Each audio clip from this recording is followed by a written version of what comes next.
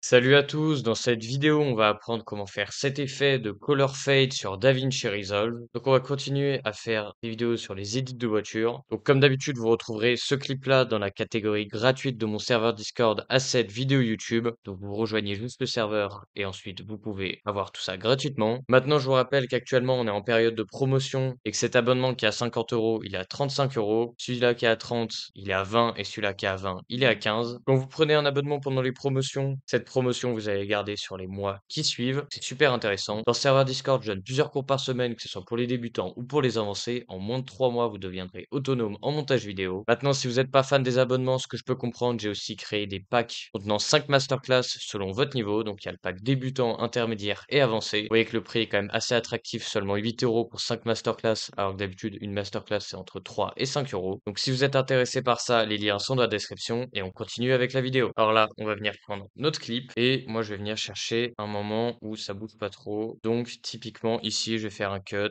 et ensuite, je vais couper ça là, on coupe là et on va juste garder ce moment-là. Pareil, je vais enlever l'audio, c'est pas très utile. Et maintenant, une fois qu'on a ça, on va venir le dupliquer. Donc, pour ça, on va faire Alt et maintenant, clic gauche sur la souris et on va monter. Maintenant, on va aller dans la page Color. Et dans la page Color, en fait, on va donc devoir changer la couleur de cette voiture. Donc pour ça, souvent, une erreur qui est commise, en fait, c'est de venir prendre le sélecteur ici, de cliquer dessus et de faire CTRL H et après de venir sélectionner la couleur et la changer. C'est pas du tout le meilleur moyen pour faire ça. Le meilleur moyen pour faire ça, en fait, ça va être de venir dans les courbes ici. Ensuite, cliquez sur le deuxième qui se trouve juste là. Maintenant, allez sur votre voiture, cliquez sur la couleur. Et maintenant, vous voyez qu'il y a un point qui va se mettre ici. Et maintenant, si je descends ou je monte, en fait, vous voyez que ça va changer de couleur. Maintenant, quelquefois, s'il y a du jaune autre part dans votre écran, ça peut devenir problématique parce que vous voyez là, ma couleur était jaune. Donc là, je change tout le jaune qu'il va avoir sur ce plan. En fait, ce qu'on peut faire, c'est venir ajouter un masque. Donc, cliquez ici, prendre un masque rond, venir entourer un petit peu la voiture, comme ça, et ensuite venir ici faire un tracking. Donc, cliquez sur les deux flèches. Et comme ça va uniquement prendre le jaune de votre voiture. Maintenant, on peut retourner dans les roues colorimétriques ici et booster les couleurs. On peut aussi venir changer les couleurs dans les nuances ici si on a envie. Là, typiquement, moi, je vais garder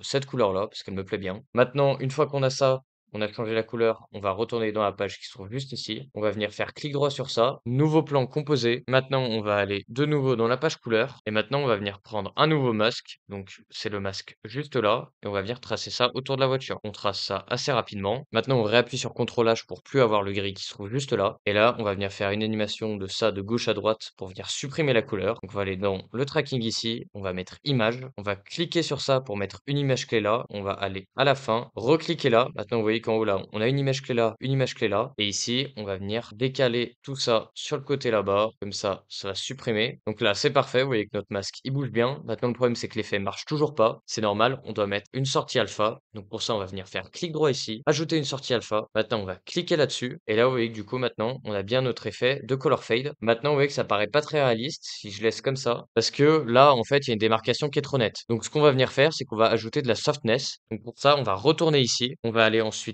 dans la catégorie ici avec les masques et on va venir augmenter l'adoucissement. Et quand je fais ça, vous voyez que là, on a de l'adoucissement et ça va paraître beaucoup plus réaliste. Maintenant, si je retourne dans la partie montage, vous voyez que là, ça passe de ça à ça et donc on a notre effet. On est très content. Maintenant, vous voyez que là, ça a débordé un petit peu. C'est normal, j'ai pas pris le temps d'affiner la sélection avec mon masque au début. Et si vous mettez plus les bords flous avec votre masque, vous aurez un résultat bien meilleur. Donc, si vous avez aimé cette petite vidéo et que vous voulez progresser plus loin, comme je vous ai dit, les liens sont dans la description. Et sinon, n'hésitez pas à liker, vous abonner. À bientôt!